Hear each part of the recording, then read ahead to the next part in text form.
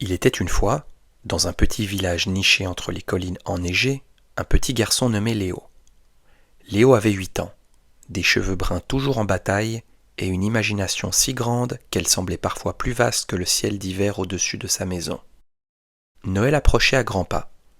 Dans le village, les fenêtres brillaient de 1000 lumières, les odeurs de biscuits à la cannelle flottaient dans l'air et une immense guirlande lumineuse entourait le village.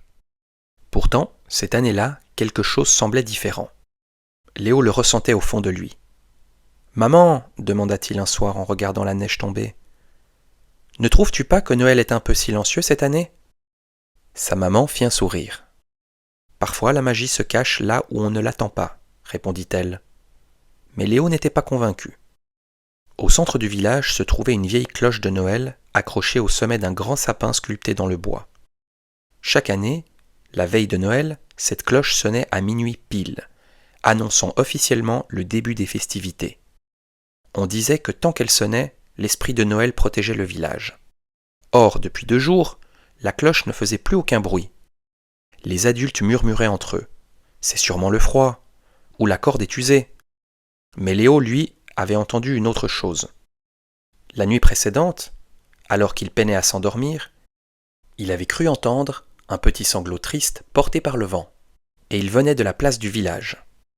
Emmitouflé dans son manteau, Léo sortit discrètement de la maison. La neige crissait sous ses bottes.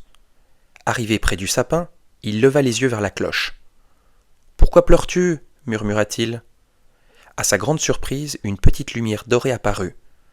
Elle prit la forme d'un minuscule être ailé, avec un bonnet rouge trop grand pour lui. « Tu m'entends » s'étonna la créature. « Oui, répondit Léo, bouche bée. « Je suis Nivelle, l'esprit gardien de la cloche de Noël, et nous avons un gros problème. » Nivelle expliqua que la cloche du cœur, la cloche magique qui faisait battre la magie de Noël, avait perdu son éclat.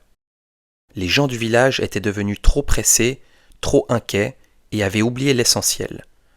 Partager, aider et croire. Si la cloche ne retrouve pas son éclat avant minuit le soir de Noël, dit Nivelle d'une voix tremblante, Noël disparaîtra. Pas seulement ici, mais partout. Léo sentit son cœur battre très fort. Alors il faut la réparer. Dis-moi comment. Nivelle sourit. Pour raviver la cloche, il faut retrouver 3 étincelles. L'entraide, le courage et la générosité. Elles sont dispersées dans la forêt des murmures.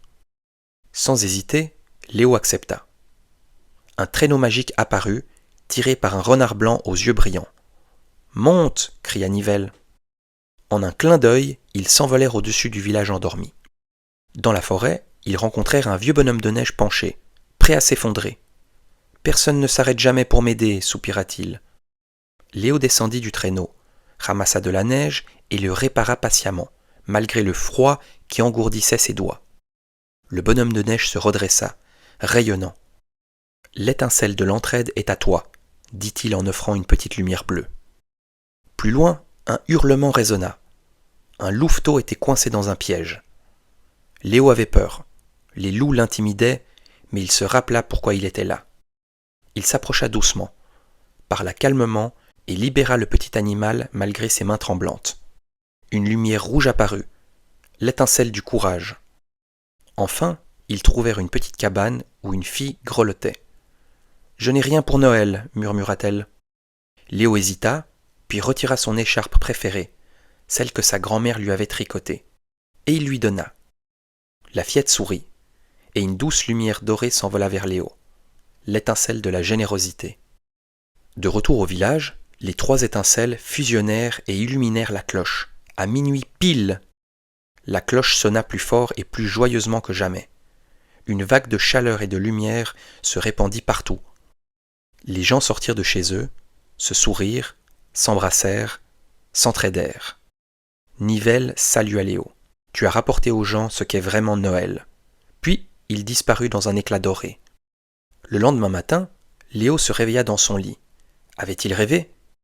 Sur sa table de nuit reposait une petite clochette dorée. Et dans le village, Noël n'avait jamais été aussi joyeux. La magie de Noël ne vient pas des cadeaux ou des décorations, mais des petits gestes. Aider, oser faire le bien et donner avec le cœur. Quand on partage ces valeurs, Noël vit toute l'année. Joyeux Noël à tous et bon dodo.